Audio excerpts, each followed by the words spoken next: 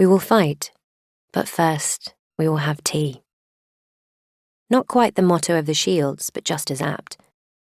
Ordinarily, I would be outside Qalia's walls with my squad, defending our lands from a never-ending onslaught of monsters, djinn, ghouls, sand serpents, and whatever other nightmare one can only conjure in the clutches of a fever dream.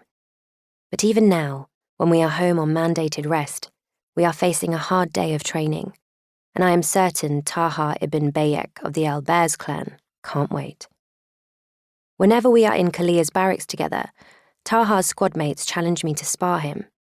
It is a pathetic attempt at settling which of us is the better shield, but Taha himself has never commented on the ongoing rivalry. In fact, for the 2 years I've known him, Taha has acted as if I don't exist, apart from the occasional snide comment. I've no doubt his squadmates will try again after the tea ceremony, but I have rejected their other challenges as a waste of my time, and I am not about to have a change of heart, even with him coldly staring at me like that from across the tea room. If one knows his reputation, and who in Qalia doesn't, a talented archer and beat seer who can control the minds of falcons, one would be forgiven imagining a young man with a keen gaze. But Taha's eyes are troublingly placid, the washed-out green of grasslands that have seen too much sun and not enough rain. Tea ceremony etiquette is to watch the person preparing the spice, but I wish he would deviate from tradition just this once and stop tracking my every move. I untie the drawstring on the silk pouch of misra and remove ribbons of bark.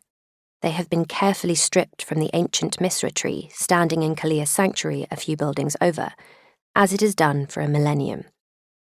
I have led tea ceremonies enough times that I could do it with my eyes closed, but I still marvel over what is in my hands. Magic. The light of the overhead lanterns winks in the gold-veined bark as I hold it to my nose and inhale deeply. Every shield in the room does the same. Perhaps they too hope to decipher what scent the misra possesses. Once, I thought it smelt like life itself. Another time, stars and dreams.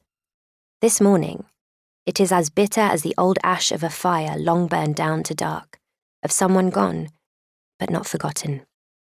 It reminds me of Athir.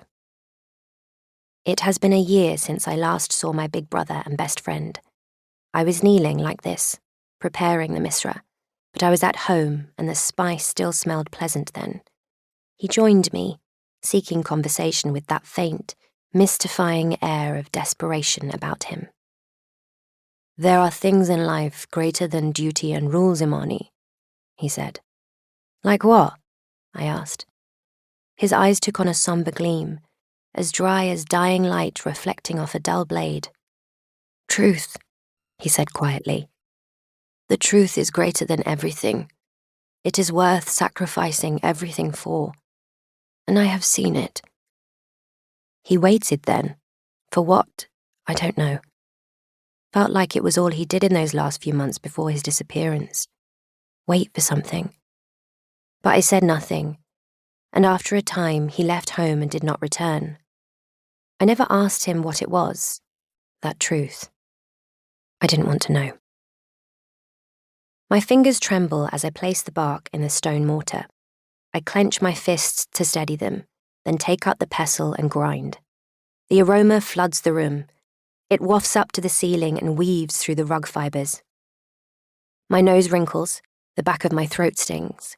I restrain a cough. My squad leader, Sarah, kneels in the front row, inhaling the scent in appreciative drags. For her, the spice is agreeable, like savannas after rain and her mama's jasmine perfume, not withered things and words left unsaid. Once I asked my auntie Aziza, who commands the Order of Sorcerers, why the spice smells different from person to person, ceremony to ceremony. "For the same reason, different sorcerers possess different affinities. Magic is a mirror," she answered. "I wonder what this bitterness reflects about me when it is all I have smelled of late." The tea must be taken in silence, allowing the drinker to dwell on the Great Spirit's gift and prepare to receive the magic.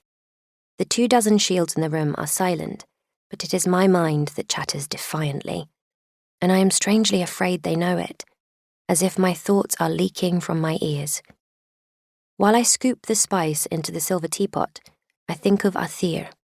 While the tea steeps and the others meditate, I imagine the rough wilderness he mysteriously disappeared into.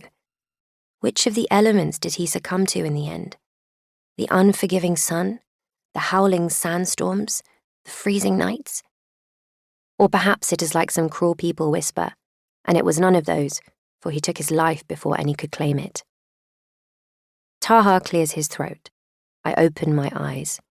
Everyone is watching and waiting. My ears burn. Heat swims under my leather armor. I pour tea into the small cups lined on the tray and take it around the circle before settling back in the center with my own. It is customary to wait for the one leading the ceremony, and everyone follows suit only when I put the cup to my lips. Then we drink. The hot tea goes down biting and belligerent. The magic in it is an ancient gift from the great spirit of the Sahir, granted to protect our people, on the promise that we will in return protect the Sahir from monsters and outsiders. For a time, Misra allows its drinker to manipulate one affinity of the land that the Great Spirit presides over. For some, it is the affinity of sand or wind. In my late brother's case, he was a skin changer, capable of transforming into a lion. For me, it is the affinity of iron, specifically the dagger I keep on me always. The duration that a cup of misra lasts depends on the sorcerer. The more skilled one is, the more efficient they are in the use of the magic.